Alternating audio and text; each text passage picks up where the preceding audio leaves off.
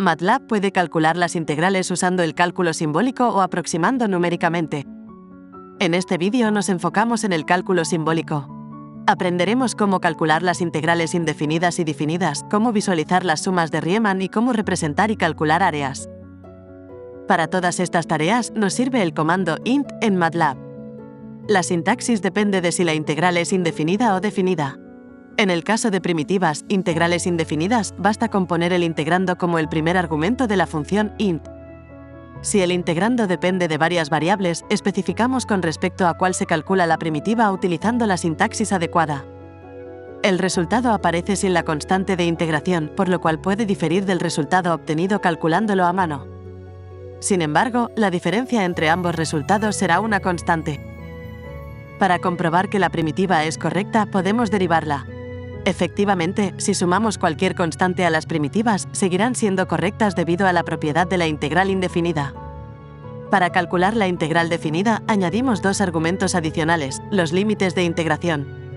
Si nos interesa la integral entre a y b, utilizamos el comando int y entre paréntesis especificamos el integrando, la variable, si son varias, límite inferior a y límite superior b. El mismo resultado se obtiene si aplicamos la regla de Barrow. Una de las aplicaciones de la integración es el cálculo de áreas. Aunque en MATLAB existe el comando area, este comando no calcula el área propiamente dicho, sino que simplemente dibuja un gráfico que muestra el área encerrada entre la curva de la función y el eje X en un intervalo dado. El comando area de MATLAB necesita dos vectores como argumentos de entrada, el vector de abscisas X y el vector de valores de la función Y. Para dibujar el área encerrada entre la curva de una función y el eje X en un intervalo específico, podemos seguir los siguientes pasos. Hallamos los puntos de corte con el eje X utilizando el comando solve.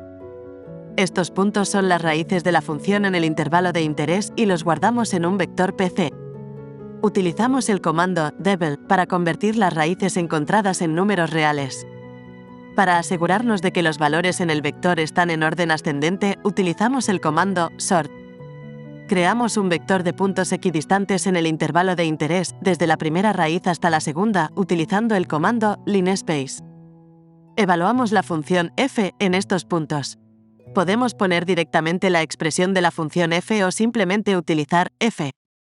Luego, llamamos al comando area con los vectores de abscisas x y valores de la función y para representar el área en una nueva figura.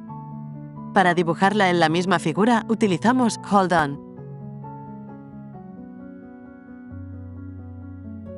Finalmente, calculamos el área real bajo la curva utilizando el comando int para obtener el valor numérico del área encerrada entre la curva y el eje X en el intervalo dado. Consideremos otro ejemplo, calcular el área entre dos curvas. Pausa el vídeo e intenta hacerlo por tu cuenta. Primero, definimos ambas funciones como simbólicas. Representamos ambas funciones en la misma figura.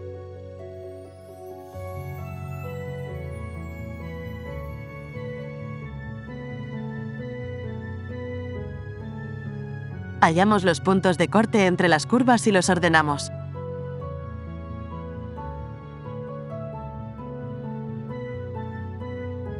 Como MATLAB no sabe cuál de las funciones está por encima en el intervalo de interés, utilizamos el comando abs en el integrando al calcular la integral. De esta manera, garantizamos que el resultado será positivo y, en cálculos manuales, será necesario realizar un análisis adicional para determinar cuál curva está encima y cuál está debajo en el intervalo de interés. Para concluir el vídeo, exploraremos una herramienta interactiva que nos permite visualizar el concepto de las sumas de Riemann, es decir, cómo se aproxima el área bajo una curva mediante áreas de rectángulos. Para ello, utilizaremos el comando rsums en la ventana de comandos, seguido de la expresión de la función f y el intervalo de integración entre paréntesis. La herramienta rsums nos permite ver cómo la aproximación del área bajo la curva de una función se mejora al aumentar la cantidad de rectángulos utilizados en la suma de Riemann.